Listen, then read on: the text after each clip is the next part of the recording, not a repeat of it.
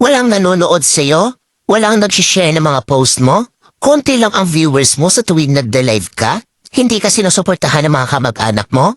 Kaibigan mo? Kakilala mo? Kapitbahay mo? Pinagtatawanan ka dahil sa pag-reveals mo? Pinagtatawanan ka dahil sa paggawa mo ng mga content? Ito ang tatandaan mo. Huwag kang huminto.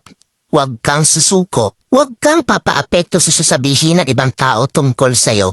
Ipakita mo sa kanila na may mararating ka. Dahil isang araw, kapag marami ka ng followers, kapag marami na ang sumusuporta sa'yo, kapag marami na ang nanonood sa'yo, kapag marami ka ng viewers, kapag marami na ang nagmamahal sa'yo at sumusuporta sa'yo, kapag marami ka ng payout, kapag sinasahod mo na ang sinasahod ng mga sikat na content creator, kapag mayaman ka na, kapag marami ka ng pera, ay manunood na yan sila sa'yo.